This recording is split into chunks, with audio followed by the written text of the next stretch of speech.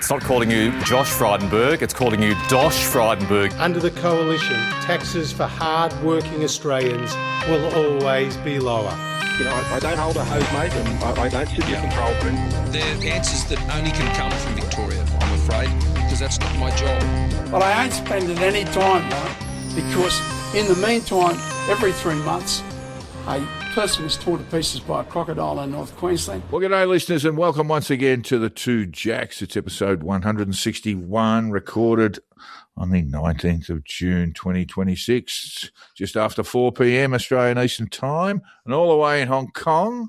Jack is probably a couple of hours early, but Hong Kong Jack is joining me as usual. How are you, mate? I'm good. Very quiet here today. It's Dragon Boat Festival Day.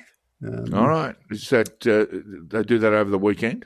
It's a public holiday. We like a public holiday here. Yes, I know. Yeah. And I expect out at Stanley and some places like that, there'll be people watching people paddle away. Not me. I'm happily here doing this. And in about 3 hours, I think I'll be pushing open the door of my local and looking for a bit of footy. Well, there you go. So we'll have to get through this podcast first, Jack. We're going to deal with a couple of major topics this week. The first one is the Iran deal, and we'll get into that in a minute. The second, of course, being Pauline Hanson's address to the National Press Club, and more about Australian politics around that. So the Iran deal, Jack. If we look at the 2015 JCPOA, which was the Obama arrangement with Iran to prevent them from developing nuclear weapons, as opposed to this treaty, what's the difference? Well, I don't think we know quite enough. Is it better or worse? Is the peace deal better or worse, given that there's been a lot of destruction in the meantime? Well, my answer to that is, at this stage, we don't know enough about what this deal is going to entail to actually be able to answer that properly. A lot of stuff kicked down the road, including the nuclear stuff. Well, details are kicked down the road, but that, yes. And so we have a memorandum of understanding. We don't have a treaty. We have a memorandum of understanding at this stage. But it also looks like Iran will continue to sell their oil, but without sanctions. And they will not have a lot of economic sanctions, if indeed any of them. Plus, depending on who you listen to, a multi-billion-dollar reconstruction fund set up. Although there is a bit of doubt whether that's for Iran or for the Gulf states. There will be money available for them for rebuilding, but it is in fact their money that has been frozen. As I understand it, at this stage, no money will be tipped in. There's already money available for the Gulf states, and there will be money available from unfrozen from the release of frozen money that's been seized, frozen funds. So when we look at the JCPOA, which was basically a method to lift sanctions on the Iranian economy, have allowed testers into the country to determine whether the Iranians were serious about developing a nuclear energy for their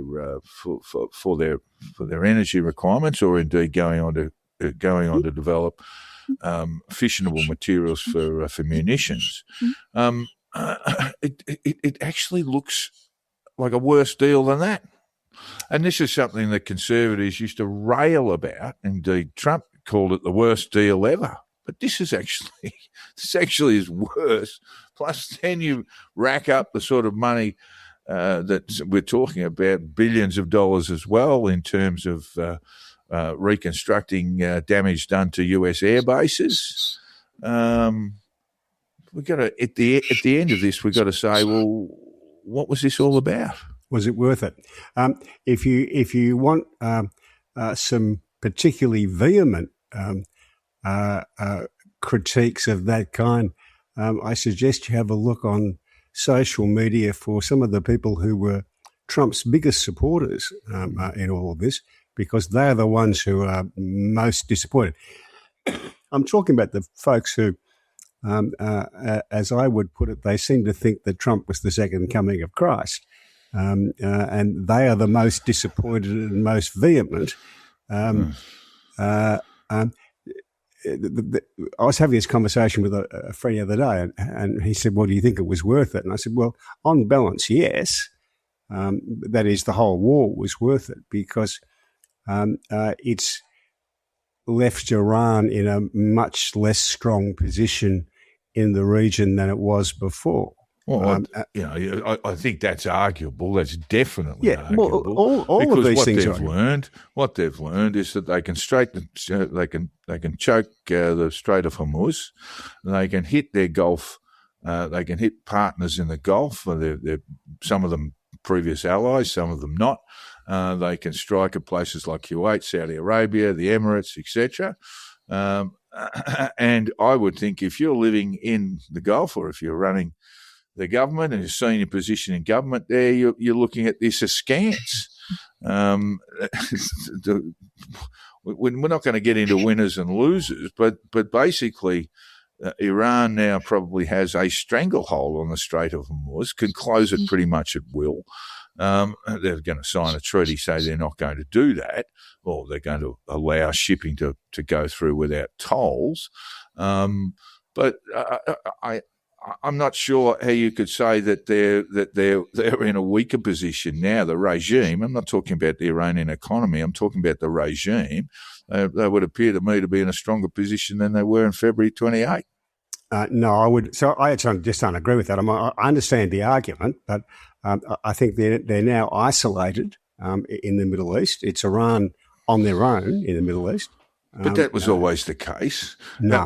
That's always been the case. The Iranians are right. quite happy to be isolated from an Arab population. They don't see themselves as being part of the Arab world, and they're not. They're not.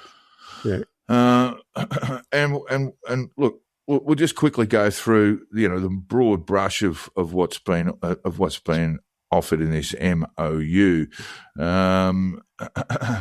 It was signed in Switzerland. Immediate end to hostilities on all fronts, including Lebanon. We'll get to that. Reopening of the Strait of Hormuz for maritime traffic. Yep. Lifting of the US naval blockade on Iranian ports. There's also an agreement that the Americans won't undermine the Iranian regime, Jack, going forward. $300 billion plan for Iran's economic rehabilitation. And 60 days of further talks on a more comprehensive deal with emphasis on preventing Iran from obtaining nuclear weapons. G7 leaders broadly welcomed the rebel. That's all about reaction. So the US entered into this war with the Strait of Hormuz opened. Their initial ambition was regime change. They talked about that. Donald Trump talked about it. Said, come and take your country back. Then they moved to the objective of the war was to reduce Iran's missile and drone production. And then finally, the final justification was that Iran would never have a nuclear weapon. Now, I'm looking at all this and saying, well, they can do all those things. They can still do all those things. They've still got their missile production facilities working. We know from the attacks in the Strait of Hormuz that they still have a functioning navy of some description. We know that there's been no regime change, and really I don't expect that there's been any great pressure on that regime to change at all. I'm just looking at this from pre-Feb 28 to the 19th of June, and I think the Iranians could happily say and will say that they have basically held the Americans over a hurdle. Basically, they just they've got the lion's share of the good deal here. Well, they can say that they hung on long enough that the US president decided that the cost of going on further was not a cost that he could bear at the moment. Yeah, that's all true, Jack. But what I'm talking about, there's been essentially, besides the military strikes, there's been essentially no punishment. The regime will go on about its business, wealthier than it was before February 28, and still a military threat, still posing threats through its proxies in terms of Hamas and Hezbollah. And indeed, there are restraints on. Well, there are at least some restraints in black words on a white page in terms of how Israel's going to manage its conflict with Hezbollah in southern Lebanon. Yeah, I don't think that has much to do with it. I mean, in the sense that I don't think Israel will abide by that. Yeah, I know what you mean. Yeah, I know, but it is a stipulation of this treaty. Yes, look, it's in the agreement, but they're not signatories to it. So I think they'll just do what they have to do, as they always do. Well, do what they want to do. Yeah. But yes, but again, I look at Iran walking away from this in better shape than they were on February 28. Yeah, well, that's just not my assessment, but that's, Well, there'll be infrastructural damage. There's obviously and still yet apparently still under investigation is the bombing of a primary school in Iran. But other than that, what have they lost? They've saying lost, they're isolated, and they've lost. Well, the Russians don't say that. The Russians don't think they're isolated. The Chinese don't think they're isolated. Neither the Indians. Well, I think they do actually, and they've lost a considerable amount of their capacity to hurt other people, either directly through themselves or through their proxies. I think they're much weaker than they were in February. $300 billion reconstruction plan. Who oversees that? Well, that's their money. That's their money. Yeah. So what I'm telling you, if you're saying that they're run out of munitions, we know that's not true. Well, if you're saying that their army has been degraded, that's possibly true. But they've got $300 billion worth of money to put that right. Yeah, well, perhaps they'll be able to. There's a lot we don't know about what's going to happen in the future. What was the point of all of this? I mean, other than for Trump to rush America into a conflict without properly understanding what was going to happen when it happened, and then causing economic difficulties all around the world, including in his own country, to the point where he was basically dragged in an arm lock to talks that are now favoured Iran more than the US and more than the US allies. I mean, if you're in the Gulf states, you'd be mouth agape in horror at what's happened. I don't think he was dragged in an arm lock. I think he came to a conclusion that to go on further, which America's quite capable of doing. No. You don't seem to understand. When we're talking about munition stockpiles, when we're talking about missiles, when we're talking about cruise missiles, you have a look at what America has got left. I mean, that was part of the problem. They fired all their missiles and they didn't have many to send after that. No, I don't think that's true. I think they were quite capable of going. Absolutely, it is true. They were capable of going on and winning this through the opaque sort of comments from the Secretary of Defence. We knew for a fact that they were struggling with missile supply, and so. From pretty much the last month or two, there has been this thing that Trump was. It's going to be signed. We're very close. We're very, very close. We're very close. I mean, it just told anyone who cares to listen that they were in the weak spot of negotiation. Yes, no, I don't agree with that. That's just not my assessment. You think they were in a position of strength? Why are they giving $300 billion? Why are they lifting sanctions? Because they don't want to pay the price of putting American boots on the ground. Yeah, but they knew that in the first place, Jack. They knew that on February 28th, didn't they? And they thought they could inflict enough damage without doing that to make it worthwhile. And they were wrong. Well, I think they got some of their assessments wrong. But as I say, on balance, I still think it was a good idea. Good idea to achieve what? I mean, where were we on February 28 and where are we now? Well, on February 28, were there economic sanctions in place in Iran? We've just been through all of this. You think Iran's in a stronger position and I don't. Well, you know, we're going to have to disagree about that because I'm not going to change my mind. Oh, I don't expect you to change your mind. I just expect you to be. I just expect you to be a little bit realistic about what you've just seen. I mean, you must have seen commentators around the world sort of look at this and go, "What is going on here? What is going on here?" This is not that they've learnt from the Treaty of Versailles or any sort of historical model. They were jammed into a corner, and now they've come out throwing money around, easing sanctions, making Iran as economically stronger than it was, and with some sort of vague idea that they're going to do something or other about their nuclear capacity going down the road. I mean, none of this fits their objectives. That's the American objectives when they started. None of it. They've achieved none of it. I mean, what you're talking about, you know, they're blowing a couple of holes in the place. That's about it. Yeah, no, that's just not how I see it, but that's all right. Well, how do you see it? I mean, what were the objectives on February 28? No. What were the objectives? No, just let me answer this. I've already laid out why I think it was worth doing, because I think Iran's in a much weaker position than it was before. Now, you don't agree with that.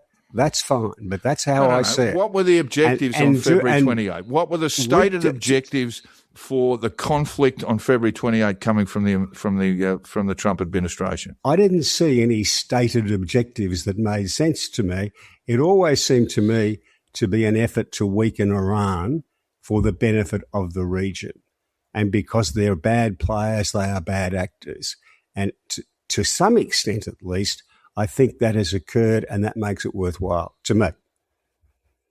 Well, they got $300 billion. They're $300 billion richer than they were before February 28, and the objectives: no regime change, basically destroying their missile and drone production capacities. None of that's happened, and at the end of the day, all the latter objectives for war have been kicked down the road some vague way. Let's understand what was in place during the JCPOA, which basically Trump described as the worst deal ever, and got the Americans out of. So what were stipulated in that was independent nuclear inspectors into Iran, and they kept a pretty good handle on things. So we actually had an understanding of just exactly what they were doing with their uranium, with their fissionable material. That doesn't exist at all now, and that goes back to the bombing in June of last year. No, basically the weapons grade material at 60% still exists, still in Iranian hands. I mean, of all the objectives that they've stated, other than some vague one that you've come up with now, that we want to basically punish them. Is that what it was about? No, not punishment. Punishment, destroying their forces. Because if you think Hezbollah running out of missiles, ask the Israelis.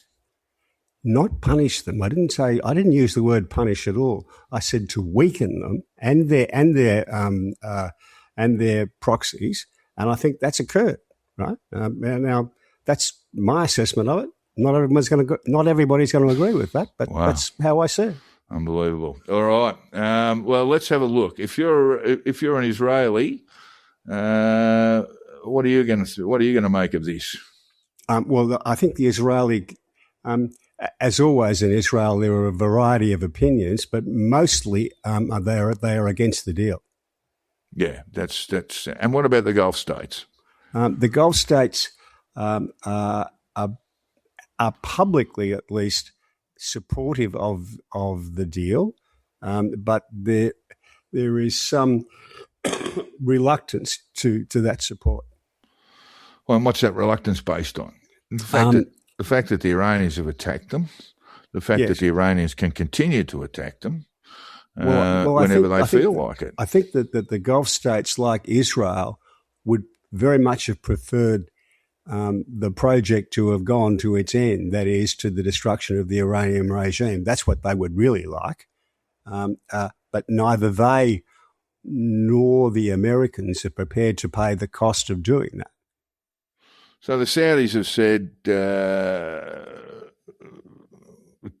they've urged an end to regional attacks and reopening of the strait. The UAE's pragmatic shift toward de-escalation. They've been attacked as well. Qatar actively involved in mediation. The Gulf Cooperation Council has emphasised collective security and condemned past Iranian aggressions, but aligns with ending the active war phase. Yeah, there's not a lot to get excited about there, is there? I mean, you could argue. I mean, you and I could argue all day, but the Iranian regime is still in place. It is still belligerent, and it is still armed to the back teeth. And they're about to receive a large amount of money and keep things rolling.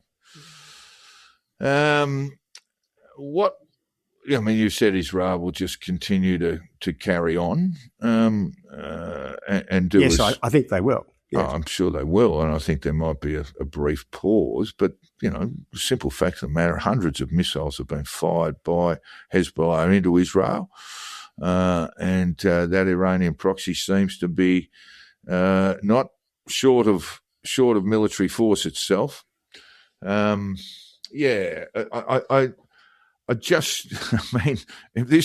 this is the bloke who tells us, he's always got a deal, he's a deal maker and all that sort of stuff. This is a terrible deal, bloody awful deal for anyone living in the Middle East. I mean, yes, we have no more conflict, but the conflict had essentially become come in the form of a stalemate, and around the Strait of Hormuz.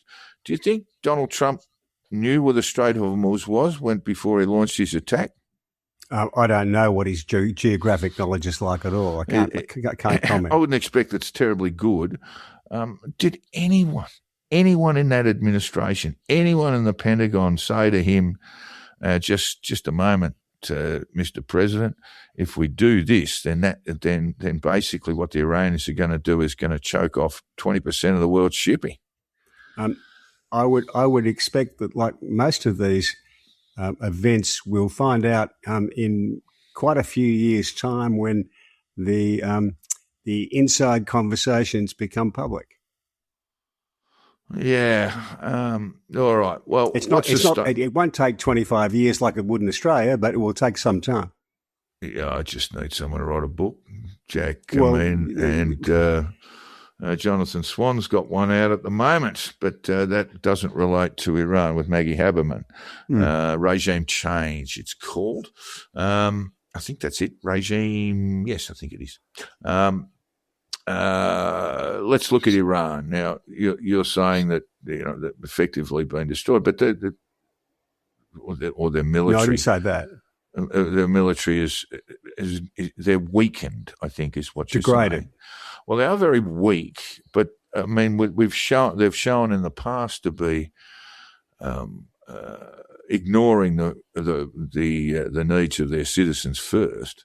So the economy, it's measurable up until year to date, is shrunk by 6.1%. That's if we believe their figures.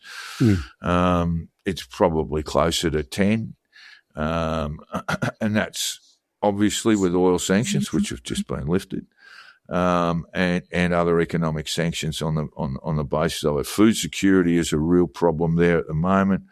Unemployment, of course, and inflation. So while the price of some staples hasn't changed much from February 28, not in terms of food anyway. Food is the problem. Food scarcity is a major issue for those people living in Iran at the moment. Cooking oil, you've got 430%. Yep, eggs by 345%, rice by 287%, and all that while work has sort of diminished. Is there? Does this create the preconditions for some form of rebellion against the state? I think that's what we're looking at. That's our best hope. It's preconditions in which you would very often find some form of rebellion against the state historically. Whether it's Sri Lanka is the most recent example, I suppose. But whether it will is hard to know. The difficulty is, you're following the basic principles, basic historical principles, and that is, hungry people. If there are enough of them on the streets, they'll bring down regimes. But the problem with Iran is that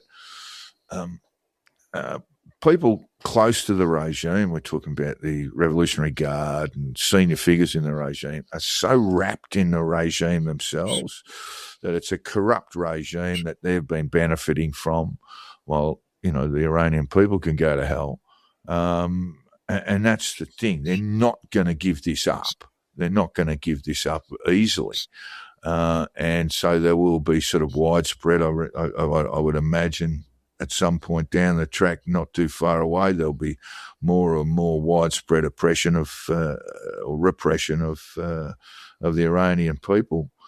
Like I say, I look at all this and say, well, what was it all about? What's been achieved? And I just don't think much has been achieved at all. I would go further than what you said.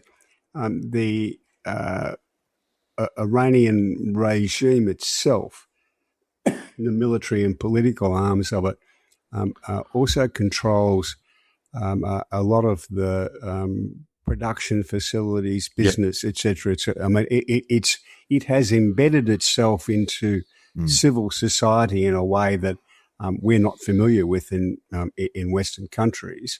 They kind of clip the ticket of everything that goes on there.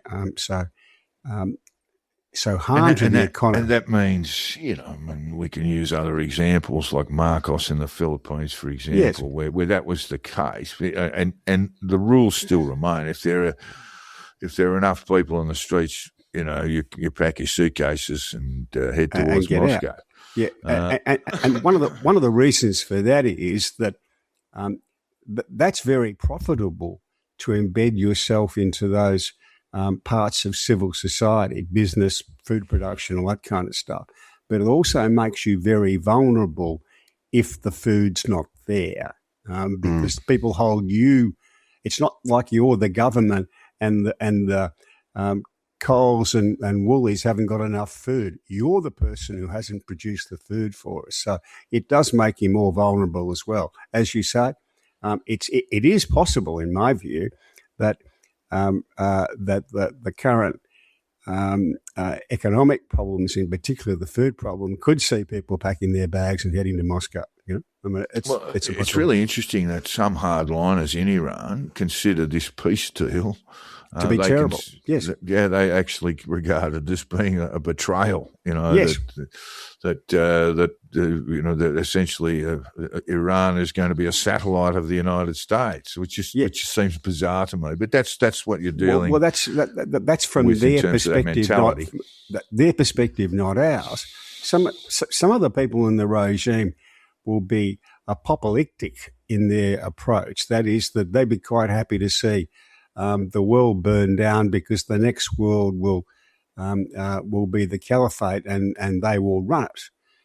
Others will be practical and commercial, the sort of people who've been running businesses on behalf of the Iranian Revolutionary Guard Council, and they will want a deal of some kind. They will want to make sure they survive and they've still got plenty of money. When we talk about winners and losers in this, there's obviously different objectives at play, and really America's objectives are pretty cloudy. I think they always have been, not very clear, and certainly in public statements, you just have no idea what it's about. You'd think there were 4 objectives and they haven't met any of them. Rather than have no idea, you might have 20 ideas what you think about them because they've been very variable. Their stated objectives are, and but none of those. But they've been variable. They've been variable as well. Yeah, that's right. Yeah, but that's what I'm saying. They've changed that. They've changed that around. But as it stands, none of those have been met. But the Iranians really, all they had to do was to survive, survive to win. I don't think they're winners. I'm not suggesting that they've won this conflict. I'm saying that both sides essentially have lost. And it's caused a great deal of economic harm along the way and may still do and create more, and loss of life, of course, and, security issues around the Middle East generally. It's good that it's over. It's good that the conflict is over. But in the end, I don't know that we've got a clear winner either way. I think they're both arguments for both being losses. But the Iranians really had to just survive, and they've sort of done that, and they've been able to adapt a little bit along the way, Jack. And I guess it is one of those things. If you sort of push someone into a corner, they're going to find a way to fight back. And this gets to this, asymmetrical warfare, and it's not uncommon, is it? Soviets in Afghanistan, Americans in Vietnam, etc. Yes, there are situations where survival is all you can hope for, and that's enough, right? I'm not sure this is exactly one of those. I would say, rather than looking for a winner and loser, I would say we haven't finished the game. That there is still a lot to play out here. What we have is a ceasefire. What we have is an understanding that will take us 60, 90, 120 days down the track, who knows? But I don't think it's over. No, as it stands, we can only talk about as it stands. Yes, I understand that, but I think it's perhaps premature to be looking for winners and losers when I think there's a fair bit to play out. Yeah, all right. Now we're going to move on to the One Nation, what we call it, a phenomenon. I don't know. Pauline Hanson was at the Press Club, National Press Club in Canberra on June 17, 2026. Just as a bit of an aside, Jack, before we get into Hanson's hour and a half speech, they normally let him go about 50 minutes. She got a few extra minutes in. But there was a critic of the National Press Club and the Press Association there, a friend of mine by the name of Greg Jericho, Grog's Gamut, on Twitter, very famous from all of that, and works for the Australia Institute. He wrote a tweet that was critical of the way journalists question Hanson. It was just a tweet. He mentioned that his colleague at the Guardian, she was at the Australian, Sarah Martin, was the only journalist who could, hold their head high. I'm not quite sure that I agree with that, but it doesn't matter whether I agree with it or not. Because about 4 hours after he put that tweet up, might have been a little bit longer, his membership of the press club was rejected and rescinded.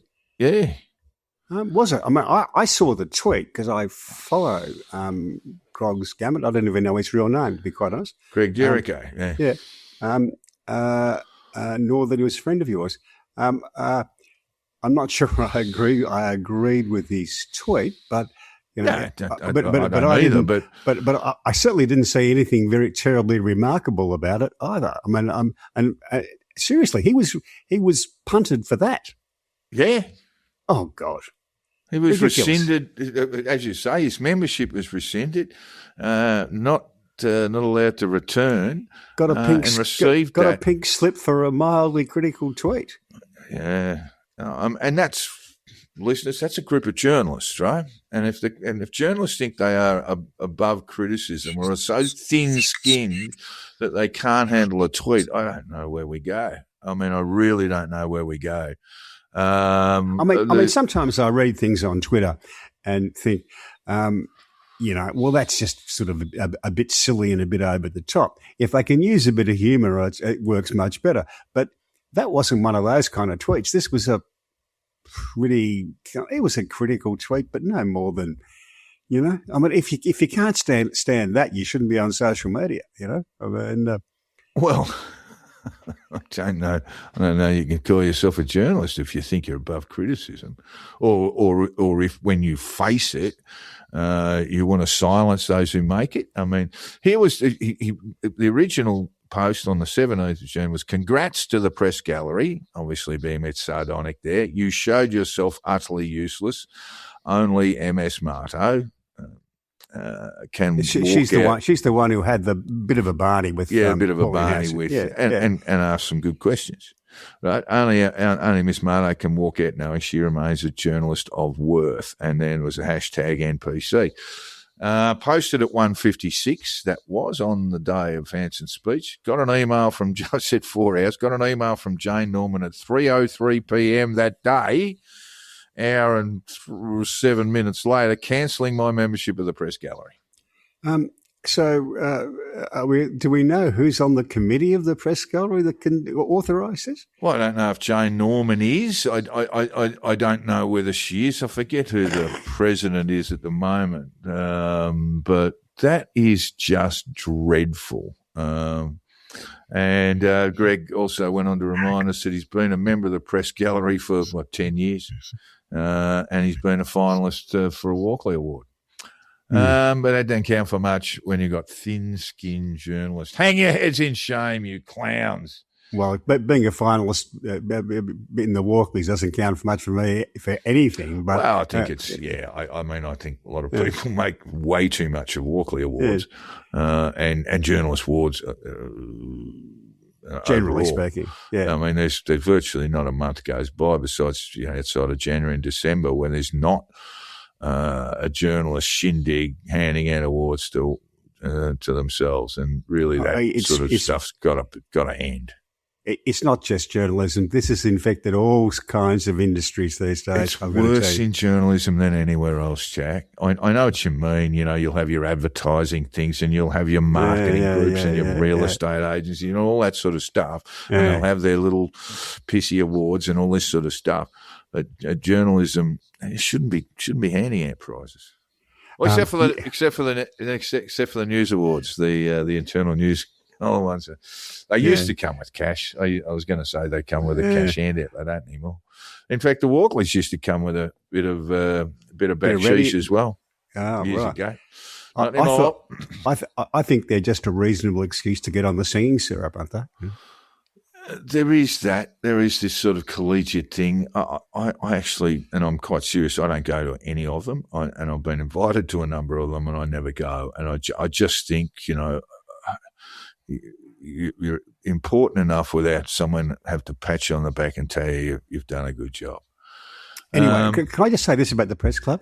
I kind of wonder about the decision-making process that happened to rescind someone's membership in that time frame. Hanson barely got off stage. It doesn't look to me like, due process and due considerations being given. I wouldn't say not. No. So let's just have a look at this tweet. Pun him. And I think that's it.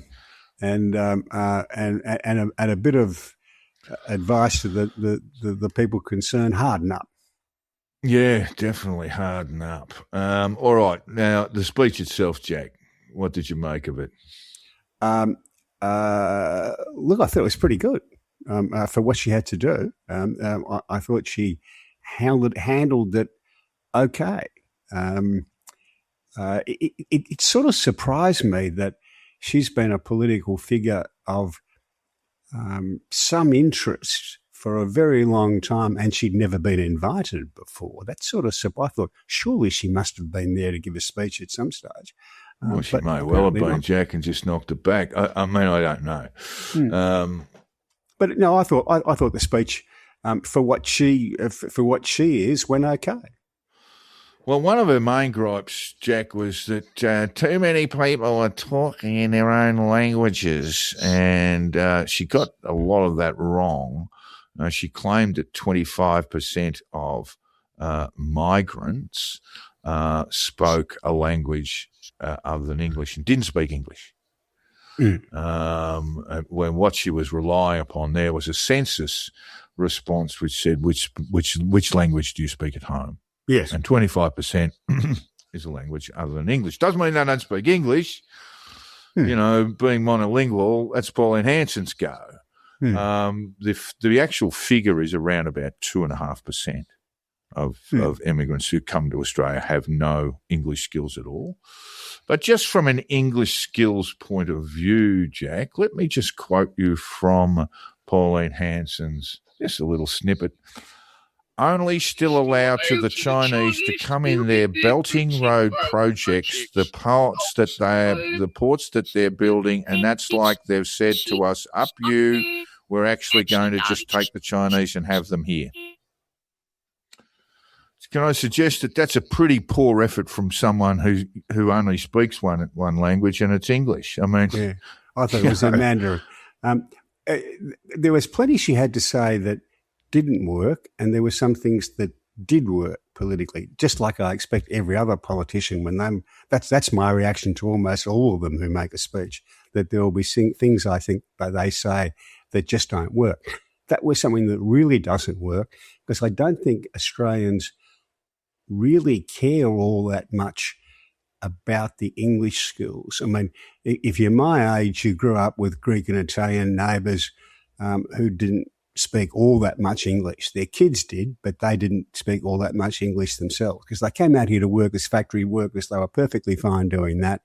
But they would take their kids to the medical appointments, and when I had them as clients as a lawyer, the kids would come along and you'd use interpreters. I would use interpreters for 2/3 of the day, right? Dealing with Greek, Italian, Yugoslav, etc. clients. Yeah, they'd have some English, and just a moment. But those are refugees, Jack. So we're talking about the body of people who come into this country to settle, whether they're on or what, regardless of what visa they're on, and so you know.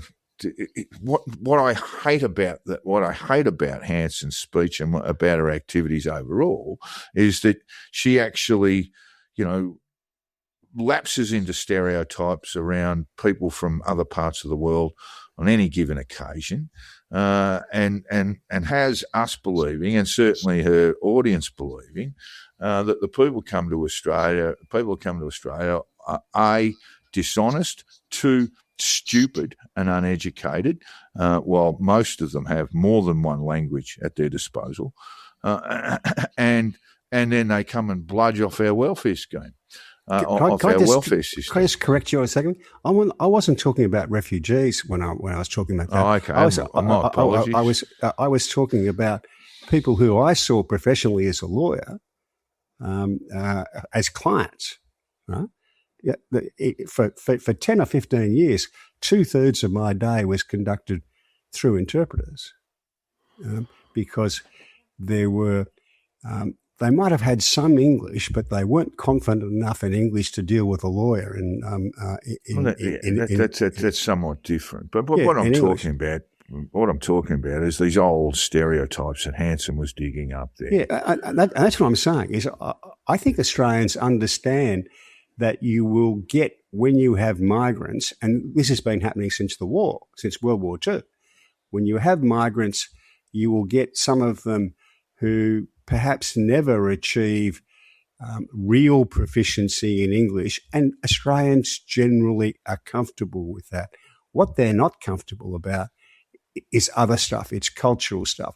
And that's really about a failure of the Australian government, a series of Australian governments, to properly defend the benefits of Western civilization alongside of having a multicultural country.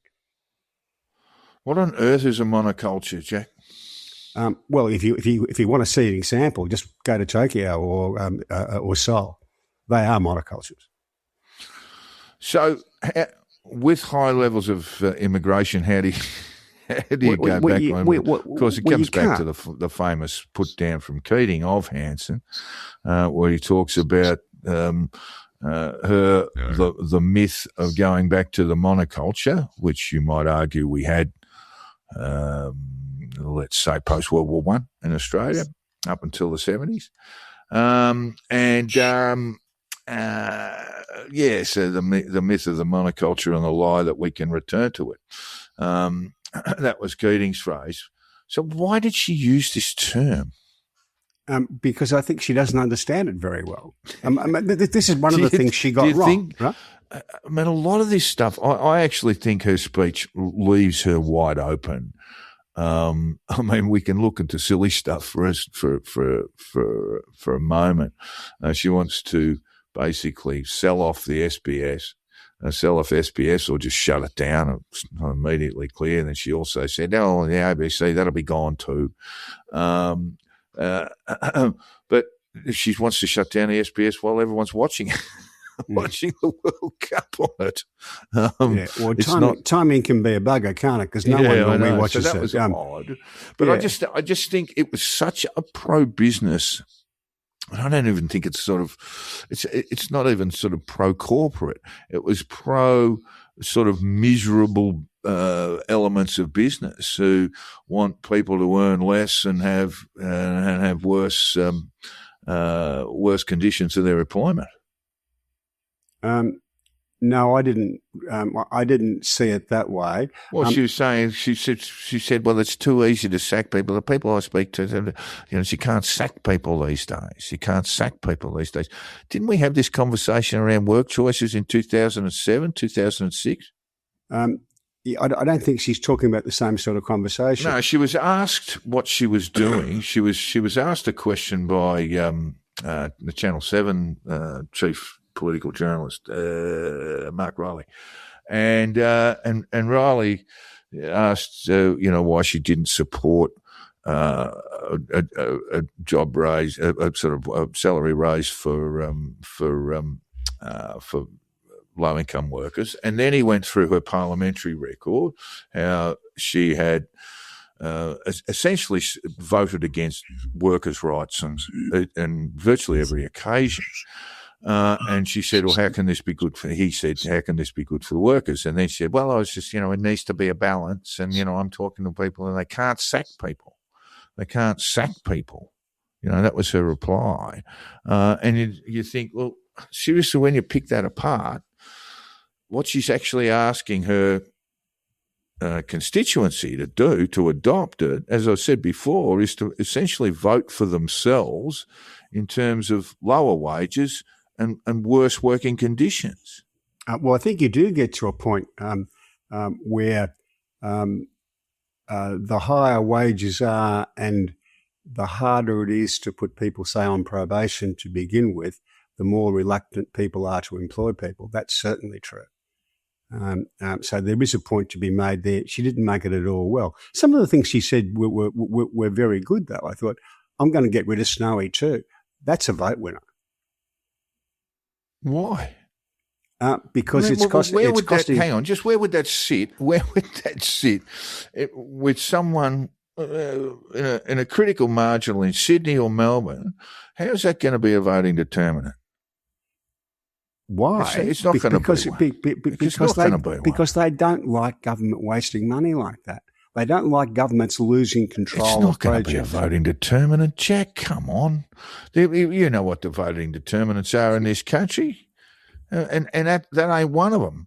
The Snowy scheme too is not one of them. It's going to be about the economy. And when we start picking apart this niggardly, petty industrial relations exercise, I mean, paying people a decent wage, a living wage, is not a problem, Jack. It's a fundamental of the fucking Labor Party, mate.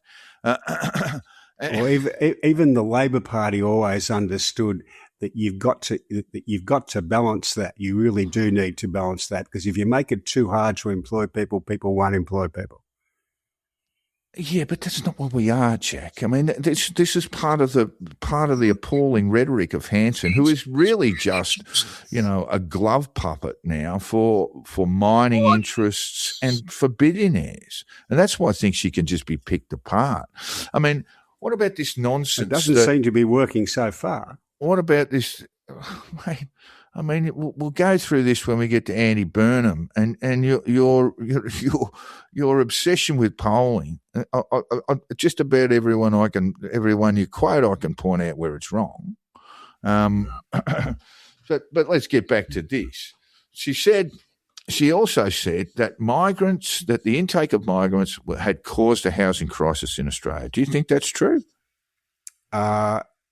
Do I think the intake of migrants has caused? No, I don't think it's caused the housing crisis. I think it's made it more difficult to fix. Let me just walk you through a pretty salient fact. I mean, what happened in real estate prices between January 2020 and December 2022 in Australia? I wasn't following them all that closely, to be honest. Well, they shot up by 25%, mate. And that was during the time we had no migration, virtually none. So you can't actually say that it's a lever on pricing. I mean, basically in my own part of the woods, in that 2-year period, real estate went up by 33%. $1 million house, 2 years later, it's worth 1.3. So that's how easily you pick that argument off that, they're mining, they're coming to take our jobs, they're coming to take our houses. I think that's too small a sample, 2.5 years or whatever it was. If you look at, but it went the other way, Jack. It didn't just. If you look at the impact of increased numbers in Australia over a 20-year period, yes, it has some influence on availability of housing and the cost thereof. When we had no migration, Jack, in a short period, Sydney-Melbourne prices shot up by 25% over a 2-year period. Two-year period. That's a really short period of time to be testing this theory out. Well, what do you think was going on? I wasn't really following house prices in those particular 2 years. We own property in Australia. Supply. I mean, it's all about supply. She actually quoted figures on a number of people who came to this, who actually have come to this country since the pandemic, and she got that wrong. She was looking at arrivals. She was looking at arrivals, not include that obviously included tourists to the country. I mean, why did they get these things so wrong? Is it because Albo took her staffers away? My view is that the housing problem, the housing price problem in Australia is a result of taxation decisions, not. I think that's pretty right. We'll deal with that pretty soon. But that's what I mean. But all I'm saying is, if you are confronted with that sort of information and you are a politician or indeed a journalist, and she comes up with these rubbery figures about, or indeed no figures at all, when she just talks about sentiment, migrants are taking our houses. They caused the housing crisis in this country. That's what she said, right? And that's how you respond to it. So, well, in a period when we had no migrants, why did the price of real estate shoot up higher than in any other period in the last 20 years? Yeah, I think if you use a 2-year time span, you're not going to win the argument on that. But what I'm saying is that doesn't really matter. You're going to win the argument. I mean, it won't be any argument. She'd just walk away. I mean, facts are not her strong suit, but it's about time. I mean, that's what I think this speech has left her wide open on a whole range of issues, not least of all that she regards workers as, she said they're lazy. They're on their phones and they're lazy. That's workers. That's Australian salary earners are on their phones and lazy. I mean, how far do we go with this stuff? But to realise it's all just bloody ridiculous. What do you think will be a polling response to all this stuff, Jack? Because what I'm saying is now the magnifying glass is on her, right? and we can have a little protest vote in polls and all this sort of stuff. But how does she sustain this? And I honestly don't think she can. To me, it looks like she is. You say, well, I'm not really obsessed with polling, but I do keep an eye on it. The thing that struck me most from the most recent polls was her rapid increase in support from women. Previously, she's polled pretty poorly with women, but between July 25 and June this year, so just under a year, she's got a 25% increase in a Resolve poll for women. And that, to me, is an indication that the support for One Nation is a bit more baked in and settled and less of a protest vote, because I don't think women do the protest vote in quite the same way that men do. We're talking about polling and a junk poll in July, right? With July 2025, just junk, right? Junk. You don't need to know what's going on there. In fact, Labor's vote gone up 2%. There's nothing in that Resolve poll that would indicate that there was going to be a comparison made. But then of course it was, and they asked people, I mean, one of these things you've got to ask about all of these polling companies, how did they ask these questions? Yes, of course you've got to do. What I'm saying is that's an increase from 7% to 32%. Even if their techniques are not good, that's a large increase. Yeah, I'm not sure that we're getting much of a look at things beyond just the fact that major parties are on the nose and there needs to be another way. I think that's what we're still looking at. And I don't know that it's necessarily an embrace of One I don't Nation. know this Jim Reid chap, the bloke who does is he the bloke who does the Resolve polling? This is his view.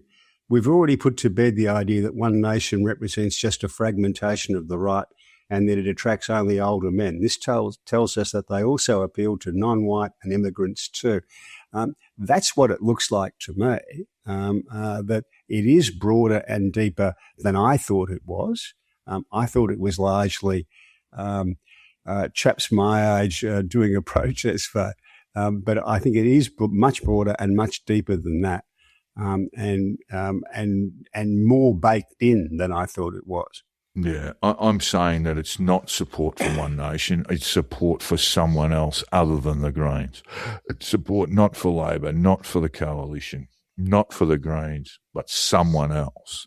And I think that's what we're looking at. And that's not necessarily a reflection on voting behaviour to come. And what we have seen, when it comes down to votes, a success in a by-election, and fairly modest returns in South Australia. That's what we've got, in actuals. Fairly sort of modest stuff in South Australia, where, to be fair, they had no position, no really structure. at all. They had no structure, and you had a very, very popular and a premier who runs a fairly competent government. Yeah, well, you could say the same thing about the New South Wales Premier, but I think that's, their election or the state election in New South Wales, I think that's the one that we're going to see we're going to get a better sight of. Yes, this. I agree with that. I think Victoria, it's very There's all sorts of reasons not to vote for Labor in Victoria. It's a long list. Exactly right. I think it's going to be complicated by the fact that Labor is on the nose and has to go. Having said that, they might not. The One Nation rise might actually drive Labor into one more term, which would be I don't know whether amusing, if nothing else. I don't know whether you saw Sarah Ferguson interview Jacinta Allen the other night. I didn't see that one, no. I had missed it, but I found it and watched it later on because my phone was pinging with old Labor friends who were sending me text in despair because they had sat through it. They were having post-traumatic stress disorder attacks from the early 1990s and the end of the Kerner government, just from watching it. Yeah, it's hard to see it going any other way, but it could. And really, she doesn't know how to fix this at all. They are better off. I honestly think they will be better off, even though the person who takes the job, possibly the deputy, who's from the right, not from a dominant socialist left faction. Maybe and he's not tied in with, maybe he'll save an Ottoman or two, but that'll be about it. And he's not tied in with the CFMEU, etc. So that makes a difference. Oh, I did see a clip of that interview regarding that, and it was it was ugly, just unbelievable stuff. Yeah, okay. Well, as I say, New South Wales will tell us a bit more. Phil Curry had something to say about this, and these are things worth thinking about too. They're not strong voting determinants. Foreign policy rarely is. But let's imagine that Pauline Hanson was Prime Minister of Australia on February 28 when war broke out in the Middle East. The Strait of Hormuz put a chokehold on our fuel supplies. And, of course, Elbow, in the wake of that, did a couple of things. Firstly, halved the fuel excise for a period of time. That's due to finish, but they look like they're going to continue it. And the other thing he did was travel to places like Thailand, Brunei, Singapore, where there are refining facilities, and ensured Australia would get supply. My question is, would the Sultan of Brunei, the King of Thailand, or the President of Singapore even take Pauline Hanson's calls? If she was Prime Minister of Australia, yes, they probably would. Yeah, I doubt that they're going to be all that forthcoming, though, Jack. No, she may not have got the same result, but they would take her calls. I mean, we're a significant regional power.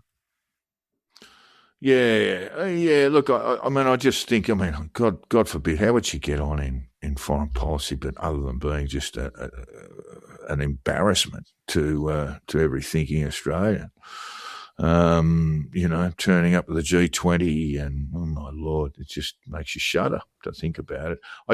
I honestly don't think any of this is going to happen. I think the One Nation's vote will sit around 20% at the next federal election, maybe lower.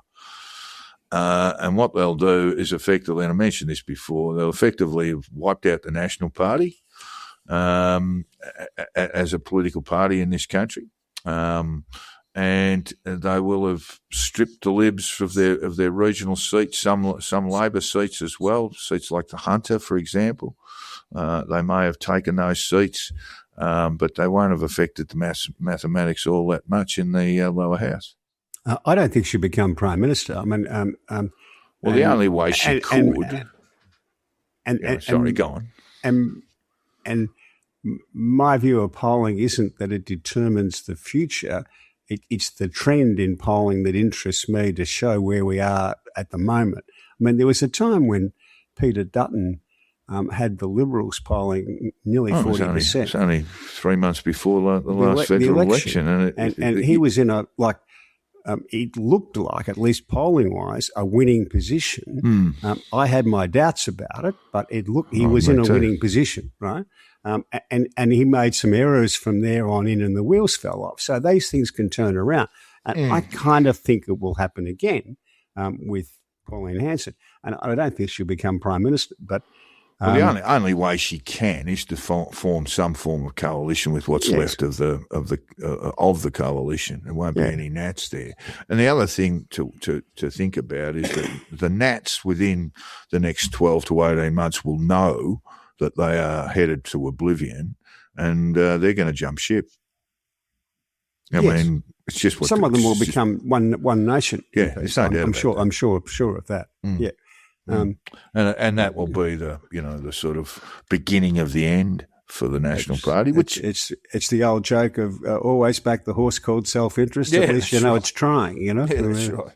And old Jack Lang, he knew a thing or two about it as well. So we'll watch this. I still think we're dealing largely with a polling phenomenon, and I'd like to see votes cast before we get too carried away. But I think it's real, more real than a polling phenomenon. I think there is profound dissatisfaction with the major parties. I wouldn't go much further than that.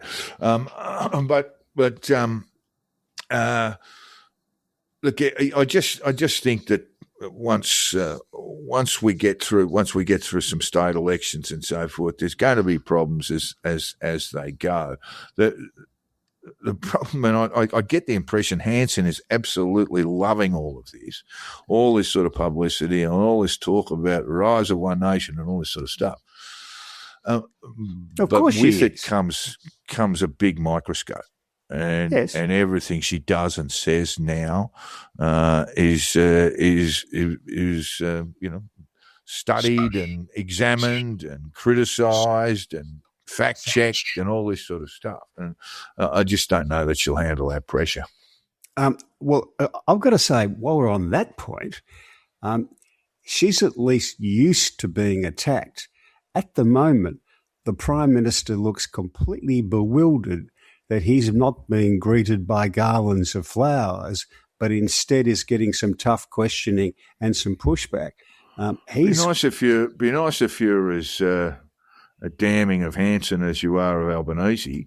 I mean, he's not sitting around, waiting for palm fronds to be placed in his path. He looks spooked to he me. has taken the view that One Nation will blow itself up. Yes. Right. So he's not directly attacking them. There's no value in that for him to do that. Right. There's no That's value not what in I'm him talking to do that. about. He won't mention Hanson's name unless he's absolutely forced to. I'm not being critical of the way he's dealing with Hanson. I'm talking about the way he's dealing with the budget pushback. Jim Chalmers is doing a pretty good job of it. He's calmly explaining why they're doing this, why they're going to look again at some things to try and get the budget through. Albanese, I'm afraid, looks spooked to me. Yeah, well, you may be looking at television. I'm not.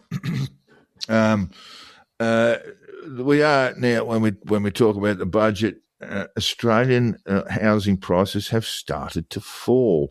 Getting some anecdotal stuff from real estate agents, auctions being handed in and so forth. These are fairly. Sydney's down 2% overall this year, and of course that's the budget was only handed down in May. And Melbourne is down too by just 1%. Sydney down by 2%. The budget, of course, said that prices would rise by about 2%. Not the huge rises that we had during the pandemic, for example. What's this going to do to the housing market? Not much. It'll flatten. What traditionally has happened in Australia the last 30 or 40 years is when the pressure goes off the market, it flattens out and kind of drifts downwards a little bit. It doesn't really fall. Not in the sense that house prices fall here in Hong Kong. Bubbles or, not in the sense of a bubble bursting. No, even if it lost 10%.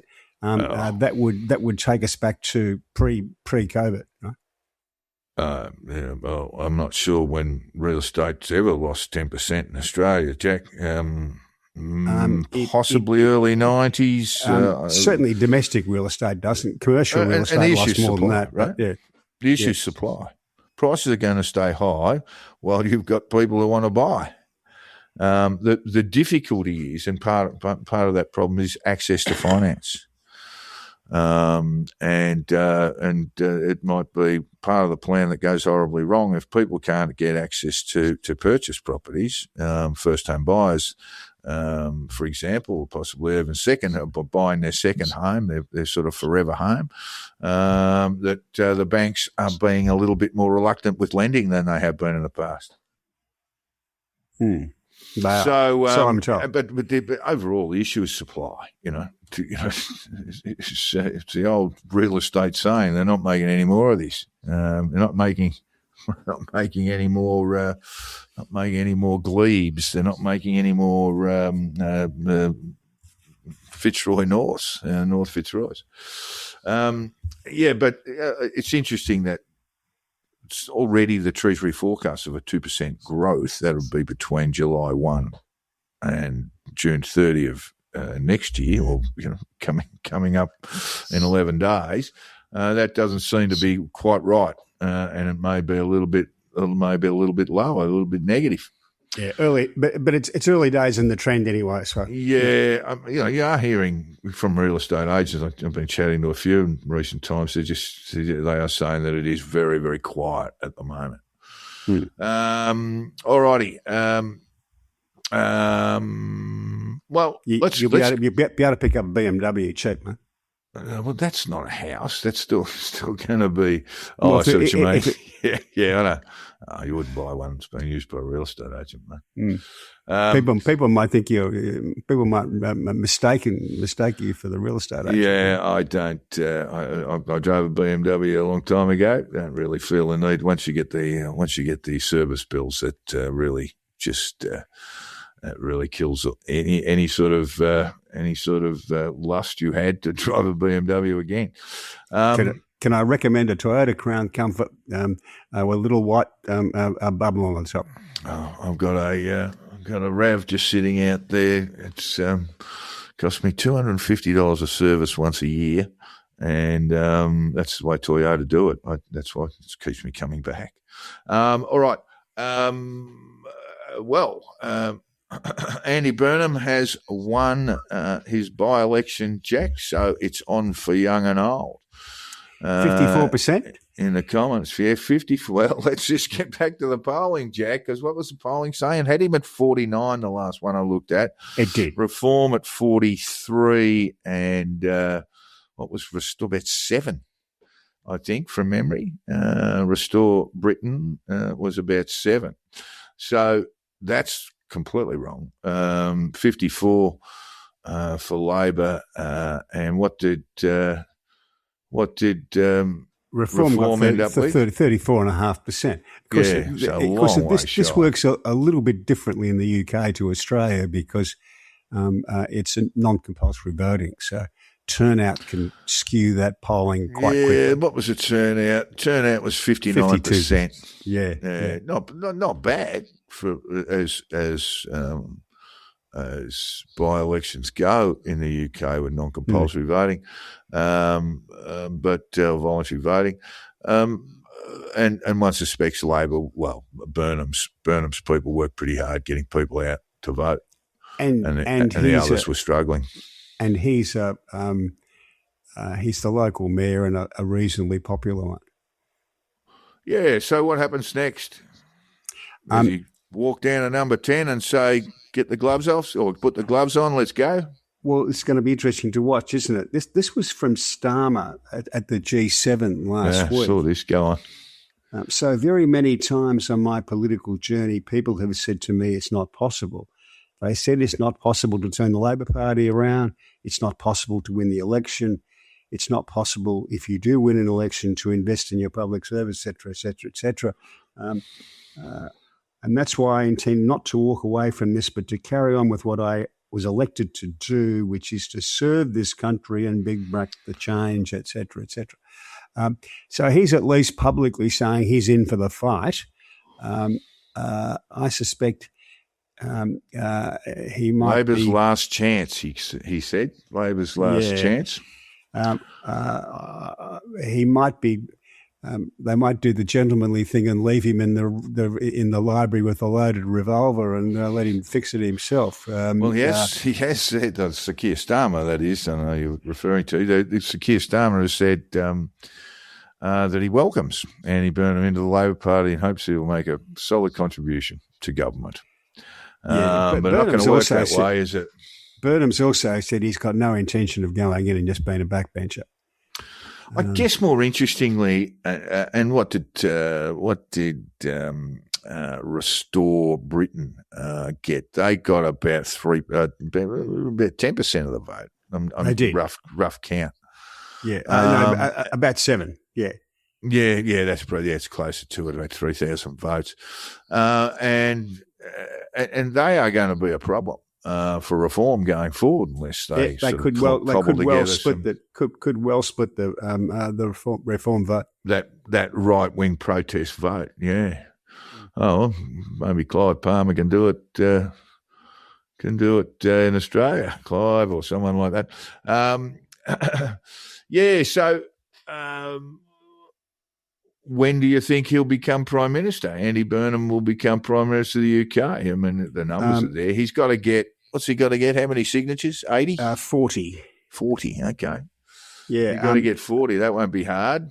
No, there were rumours over the weekend that if Burnham won, that Miliband may well trigger this by Ed Miliband. Where does Miliband sit with someone like Burnham? He's probably going to be a Burnham supporter. From the public comments he's made. Well, put it this way: who's going to support Sir Keir Starmer? You'd have to be. You'd have to have had a fairly strong disconnect from reality to still think, well, he's the man who can win us the next election. Yeah. He whatever support he's had, I suspect he's burnt. Yeah, it looks to me like it's really just a matter of a knock on the door. I mean, there's a process they have to go through, which is there is. And you want to tell us? I was just going to ask you. Just tell her for the benefit of our listeners. It's a little bit like the Australian Labor Party system. Probably not. Sadly, well, it's probably worse. It doesn't weight. It provides no weight for MPs' votes, whereas the Labor Party here does. But it's really just an all-in fan mail. Get your TV Week coupon and tell who you think should win the Gold Logies. It's the Gold Logies all over again. It's much healthier for democracy that they all walk into the party room and someone comes out the winner, as we used to do it in Australia. Well, it takes so damn long, Jack. Yeah. That's the other thing. Before Starmer came to power, I just remember that the election took best part of 2 months. It did. And so I suspect it won't go to that. And that's okay when you're in opposition. I mean, it's awful, but when you're in government, it's dreadful. It means you basically your cabinet government's gone out the window, at least for a period of time. Well, your cabinet normally splits. That's right. And this one would split in the sense that at least half of them would be on Burnham's side, if you like, rather than Starmer's. So it would be a disaster. And I suspect the cabinet members, they might try and force the issue by resigning en masse. Yes. Yeah. That's just the sort of thing. Just to get a I think it'll happen break. quickly. I think it'll happen quite quickly. I mean, Sir Keir Starmer is a sitting duck essentially, and he must realise there's no way out. What does a Burnham prime ministership look like? By gee, they'll be making the trains will be public again, Jack. There'll be little ticket collectors who can put a little hole in your ticket and all this sort of stuff. It's going to be, he is from the left. He's a creature of what they call the soft left. There, that's left true. Is about right. Yeah. Not like Jeremy like Corbyn. Corbyn, for example. No. No, he's a creature. He's a creature of the soft left. So you would. He's a charismatic guy, though. I mean, he's got a bit about him. Well, he can make a speech. He can do an interview.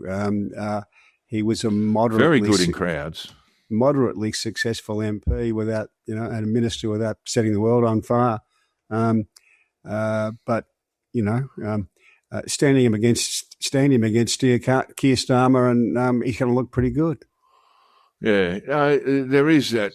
I mean, when Sir Keir Starmer came to power, I mean, the Tories were all over the shop and had disastrous prime ministers getting rolled frequent basis. And the idea around Starmer's, it was a man with low charisma, was that he'd just, roll the sleeves up and get the job done. No fuss, no competence you're talking about. Yeah, I was really talking about, the sort of the Blair offering, which was cool Britannia. There was a sense of excitement about government and all that sort of stuff. That it just wasn't with Sir Keir Starmer. It was just almost, that we've been through an electoral cycle, and now it's time to change parties, and he's there, so he doesn't look too disastrous. But I honestly don't. Honestly, I think if you're in politics, and certainly as a political leader, you've got to have that charisma to succeed, I think. It's hard to measure, but we talked about this. I mean, Bob Hawke, you feel him walk into a room before you'd see him. And Keating had it too. He wasn't quite as sure how to use it. And I suppose you could say the same of Howard in his own sort of a grandfatherly way. But being a sort of grey man in a suit, as Sir Keir Starmer has been, I just don't think that's going to get you anywhere. If you want to look at it's not lack of charisma that's going to cost him government. It's bloody incompetence. If you want to look at the difference between charisma and the lack of it, just go from the change from Tony Blair to Gordon Brown. We'll give you a pretty fair example. Well, he still had some, I mean, Brown I'm talking about. I mean, Blair was, he was, well, I guess he'd lost a lot of his appeal and perhaps not charisma by the end of his days. But Brown sort of had it in a different sort of curmudgeonly way, But I honestly don't think you can succeed unless you're really, really good with people. And that means out in the hustings, shaking hands, speaking to people. You find the really good ones, and you'd know this yourself, Jack, the really good ones, they remember names. They remember names and faces of people that they've met perhaps a year or so ago. I found Howard did that. I've known Hawke has done that. Hawke has done that, did that with me. They're very, very good at that sort of thing. I don't know who was a star at it was Barry O'Farrell. Yeah. Remember? Yeah. I used to see a bit of Barry at various kind of lobbying functions. Not only could he remember the name, but he would take up the conversation exactly where it finished. Yeah. Like we might be talking to someone and someone else came and wanted his attention, so he'd go away. And 2 months later or 3 months later, I'd bump into him somewhere else and he would start the conversation, pinpoint exactly where it had broken off. Yeah, that's skill. You have to work on that. You have to work to do that. The biggest trick for this, of course, is the ones who are good at it, they actually like the people. Yeah, that was Hawke. I mean, like I say, you feel him enter a room before you saw him enter. He had something in common. Electricity. He had something in common with the Australian people as well. They loved Bob Hawke and he loved Bob Hawke. That's right. Anyway, we must get on. We've got a hell of a lot of sport to get through this week. Jack's done some very, very fine work on, certainly congressional, shall we say, equities purchases. And it's always been a bit of a running sore. And we're going to have a look at that. We'll do some comparison work with Australia and other countries. But I think we can't do it without having a good look at just, how enriched Donald Trump has become too, since he's become president for the second time. He's really turned into a money into a money making exercise. So we'll have a look at that next week as our theme for the show. Jack, how do you reckon the World Cup's been going? Well, look, we were talking about it last. All these sort of teething problems don't seem to have been a problem. No, it was, as we said last week, this might end up being just like, the Olympics in Sydney, Olympics in Melbourne for that matter, that beforehand people are saying it's going to be a disaster. It hasn't been a disaster at all. It's been a huge success. Yeah, and it is drawing big crowds. Like I say, bad time to be calling for the banning of SBS because you've seen people just stopping and watching. The time frames here, a lot of games at 5 a.m., but they play into the morning. Australia plays the USA, Jack, and have you heard the chant? Have you heard the chant? Here we are on a bender. Donald Trump is a sex offender. Oh, okay. I haven't heard that one. It's caused problems. They've actually been told you won't be getting in the ground if you do this, and you might be subject to FBI arrest and that sort of thing. Who is the 9 o'clock game here this morning? South Korea and Mexico. Yeah, that'll be a cracker. And 9 a.m. And my local was Chockers this morning. It's 150 honkies, so 30 Aussie dollars gets you in and gets you a drink and one drink and a bacon and egg bap and all that kind of stuff. And they were running out trays of shots and all that kind of stuff by 10 o'clock in the morning. People having a great time, and this has been. Almost every game's been like that. Each being huge here, and because we have all these South Korean young women who come here and take. It's on Instagram, so they come and take photos of each other around Soho. The World Cup absolutely huge success. After the Olympics, it's the biggest event in world sport. It hasn't all been seamless, Jack. USA played Paraguay and they stopped the game so they could go to ads. Oh yes, they're called hydration breaks, and it's just for ads. And it is corporate absolutely ads. You don't see Joe Smash Repairs on the ads there. No, they're all big Maccas, and I'm seeing. So we've got Thierry Henry. He's in one of those McDonald's ads, by the way. Is he? Yeah. He's a very good commentator. I got to say. Beckham, Thierry Henry's lovely.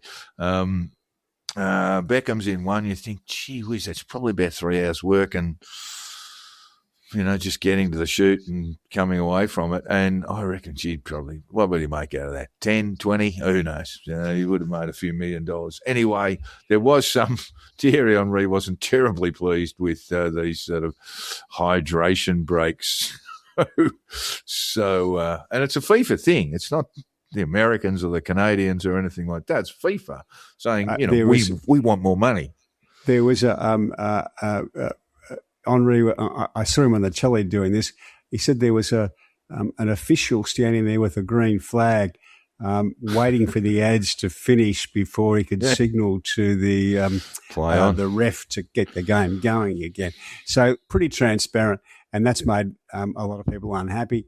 The other thing that has really lit up social media, I don't know whether you saw it, the tackle by Lionel Messi for Argentina was an absolute red hot shocker. And didn't get the card, didn't get a red card? Didn't get a card. I saw him kick two magnificent goals.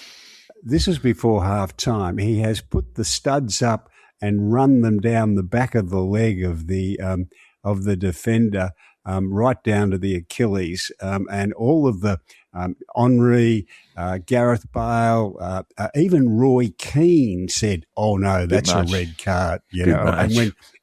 And when Roy says it's a bit much, it's well and truly a bit much. Yeah. I do love that. I do love his commentary in particular. But look, Australia, we were told we wouldn't win a game, wouldn't kick a goal. Came out and kicked 2 against Turkey to kick us off. Two against the run of play. I must confess, though. Well, I was looking at a graph, and it's not complete. It's just on the first round of games as of Sunday, last Sunday, that is. And Australia has five of the fastest players in the competition, so they've got some weapons. Speed always works in these tournaments. So it's a very quick. So I mean that why I sort of qualified. It's not all the teams had been measured at that point, but England looking good too. And Harry Kane getting up and kicking a couple. Oh well, whacked one in with his head as well. Yeah, it's catching a lot of viewers around the world, and we're enjoying it. State of Origin, Jack, unbelievable from Queensland.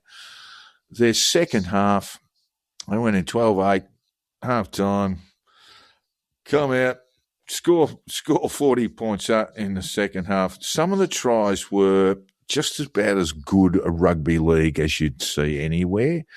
That they were just completely in charge of their game and quick hands and, brilliant by foot and all that sort of stuff. Boy, gee, they were good. It was actually a joy to see. I'm Victorian, so I don't really care who wins. But their brand of rugby league was just sensational. I thought they looked better in the first half as well, to be quite honest.